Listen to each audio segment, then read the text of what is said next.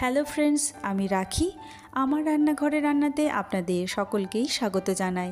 আজকে আপনাদের সাথে শেয়ার করছি অরহর ডালের রেসিপি। সম্পূর্ণ নিরামিষ এই অরহর ডালের রান্না আপনাদের কিন্তু পছন্দের তালিকায় জায়গা করে নেবে। আপনি যদি ঠিক এইভাবে বানান তাহলে সকলেই খুব পছন্দ করবে। চলুন দেখে নিন তাহলে রেসিপিটি। প্রথমে অরহর ডাল ধুয়ে পরিষ্কার করে একটা প্রেসার কুকারে জলসহ নিয়ে নিয়েছি, আর তার মধ্যে দিয়ে দিচ্ছি একটা টমেটো 2 টুকরো করে, আর দিয়ে দিচ্ছি পরিমাণ মতো নুন। এবার ঢাকনা বন্ধ করে ডালটাকে সিদ্ধ করে নেব।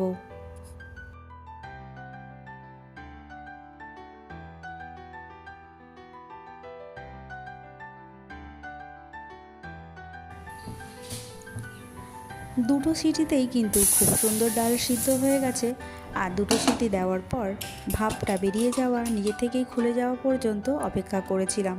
এবার দেখে নেব ডালটা কীরকম সিদ্ধ হয়েছে, আর আপনাদেরও দেখিয়ে দিচ্ছি।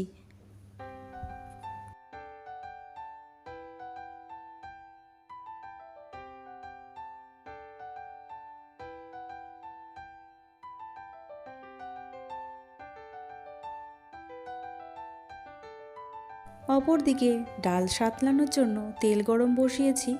এবার এই তেলের মধ্যে ফোড়নে দেব 2টো শুকনো লঙ্কা। শুকনো লঙ্কাটাকে একটু কালার চেঞ্জ হওয়া অবধি ভেজে নেব, আর ওর থেকে একটু ঝাঁঝালো গন্ধ বেরিয়ে গেলে ফোড়নে দিয়ে দেব 2টো তেজপাতা আর হাফ চা চামচ গোটা জিরে।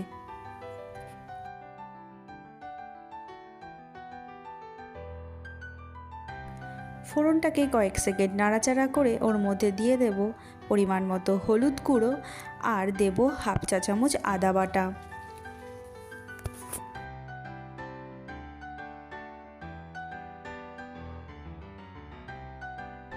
আদাটাকে একটু নাড়াচাড়া করে ওর মধ্যে সামান্য জল দিয়ে দেব, যাতে আদাটা পুড়ে না যায়।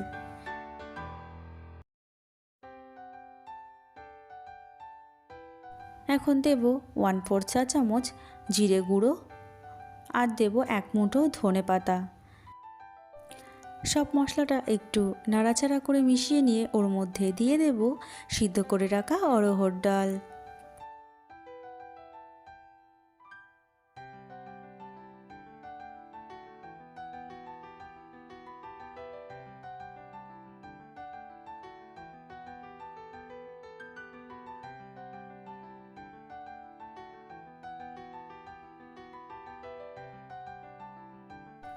দেব একটা চেরা কাঁচা লঙ্কা।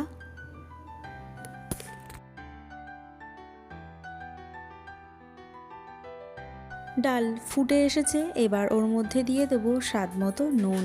সিদ্ধ করার সময় অল্প নুন দেওয়া হয়েছিল, তাই সেটা মাথায় রেখে পরিমাণ মতো নুন দিয়ে দিলাম, আর দিলাম 1 চামচ চিনি।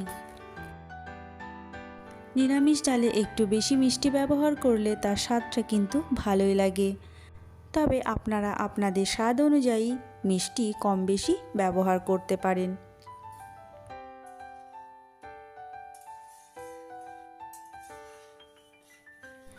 এই নিরামিষ অরহর ডাল এইভাবে বাড়িতে বানিয়ে খেলে নিশ্চয়ই আপনাদের ভালো লাগবে, এবং এর স্বাদও কিন্তু খুব সুন্দর হয়। অপরদিকে ডাল পুরোপুরি রেডি হয়ে গেছে। এখন এটাকে একটা পাত্রের মধ্যে ঢেলে নেব। আজকের এই সাধারণ ডালের রেসিপি যদি আপনাদের ভালো লেগে থাকে এবং আমার চ্যানেল যদি আপনাদের ভালো লেগে থাকে, তাহলে চ্যানেলটিকে সাবস্ক্রাইব করার অনুরোধ জানাচ্ছি। আর যারা এখনও সাবস্ক্রাইব করেননি তাদের সাবস্ক্রাইব করার অনুরোধ রইল। ধন্যবাদ।